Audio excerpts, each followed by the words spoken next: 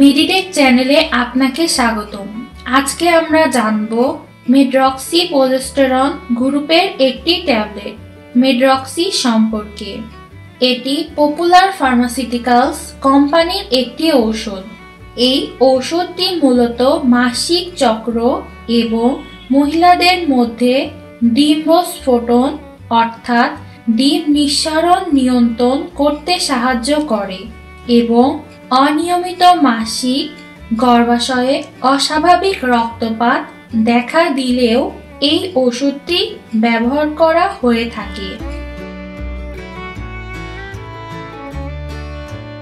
এখন জানা যাক আর কোন কোন রোগের উপসর্গ নিয়ন্ত্রণে এই ওষুধটি ব্যবহার করা হয়ে থাকে।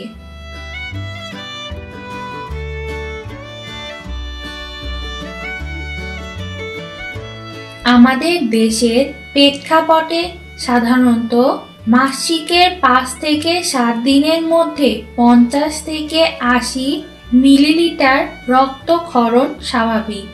অনেক ক্ষেত্রে মাসিকের সময় অতিরিক্ত রক্তপাত হয়, যা 7 দিনের বেশি স্থায়ী হয়ে থাকে। তখন এই ধরনের উপসর্গ নিয়ন্ত্রণে বিশেষজ্ঞ ডাক্তারগণ এই ওষুধটি সেবনের পরামর্শ দিয়ে থাকেন।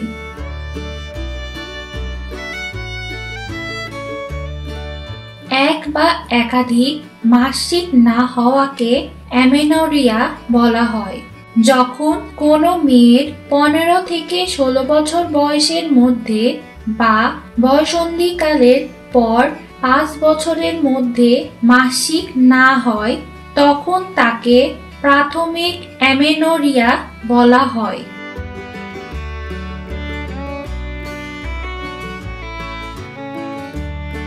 আবার যেমন ধরুন, কোনো মহিলার অতীতে নিয়মিত মাসিক হয়েছে কিন্তু অন্তত 3 মাস ধরে কোনো মাসিক হয়নি। আবার অতীতে অনিয়মিত মাসিক হয়েছে কিন্তু 6 মাস বা তার বেশি সময় ধরে মাসিক না হয়ে থাকলেও তা সেকেন্ডারি অ্যামেনোরিয়া হিসেবে বিবেচনা করা হয়। তখনও অ্যামেনোরিয়ার সমস্যা সমাধানের জন্য এই ওষুধটি ব্যবহারের নির্দেশনা দেয়া হয়ে থাকে।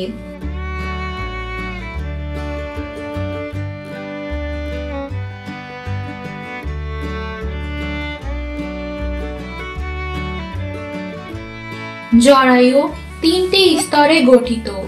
এন্ডোমেট্রিয়াল জরায়ুর সবচেয়ে ভিতরের স্তর। এই স্তর ছোট ছোট কোষ দিয়ে গঠিত, যেগুলো ডিম্বাশয় থেকে নিষ্কাশিত হরমোনের প্রভাবে জন্মায়। এন্ডোমেট্রিয়াম অর্থাৎ যেটি প্রতি মাসিক চক্রের সময় জন্মায় ও ঝরে পড়ে।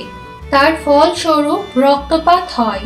হরমোনের মাত্রায় কিছু পরিবর্তনের ফলে এন্ডোমেট্রিয়াল ঘনত্ব বজায় থাকে এবং এই অবস্থাকে এন্ডোমেট্রিয়াল হাইপারপ্লাসিয়া বলে। এটা ক্যান্সার নয়, কিন্তু কিছু ক্ষেত্রে ক্যান্সারের কারণ হতে পারে। তাই এন্ডোমেট্রিয়াল হাইপারপ্লাসিয়ার জন্য এই ঔষধটি ব্যবহার করা হয়ে থাকে। মাসিকের সময় ব্যথা এবং যোনিপথে অতিরিক্ত রক্তপাতের সময় যে ব্যথা হয়ে থাকে তার উপসর্গ নিয়ন্ত্রণেও এই ওষুধটি ব্যবহার করা যেতে পারে। এছাড়াও বিশেষজ্ঞ ডাক্তারগণ আরও বিভিন্ন রোগের উপসর্গ নিয়ন্ত্রণেও এই মেডরক্সি ওষুধটি ব্যবহারের নির্দেশনা দিয়ে থাকেন।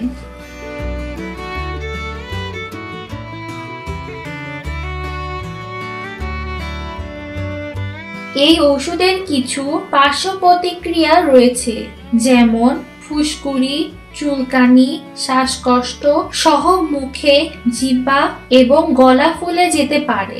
তাছাড়াও জ্বর, হাত পা ফুলে যাওয়া, দুর্বলতা, বুকে ব্যথা, কাশি এবং দ্রুত শ্বাস নেওয়ার সমস্যা দেখা দিতে পারে। হাঁপানি, মৃগী রোগের পাশাপাশি অনিদ্রা, ক্ষুধামন্দা বা ওজন কমে যাওয়া।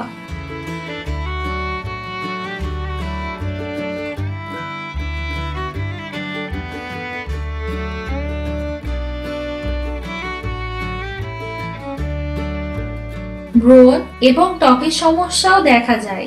অনেক ক্ষেত্রে মাসিকের সময়ের পরিবর্তনের মতো আরো বেশ কিছু পার্শ্ব প্রতিক্রিয়া লক্ষ্য করা যায়। এছাড়া কিডনি এবং লিভারের কার্যকলাপেও এই ওষুধটির প্রভাব দেখা যায়।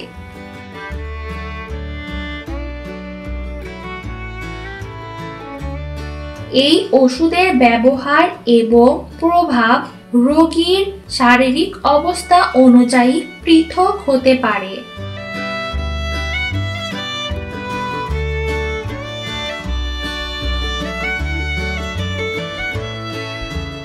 এখন জানা যাক মেডরক্সি ওষুধটি খাবার নিয়ম সম্পর্কে।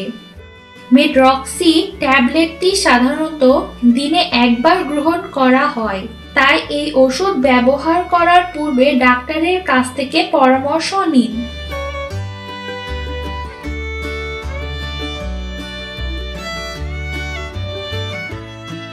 আমরা সবসময় চেষ্টা করে থাকি আমাদের কথাগুলো যেন সহজ ও সাবলীল হয়, যাতে করে সব বয়সী মানুষ বুঝতে পারে।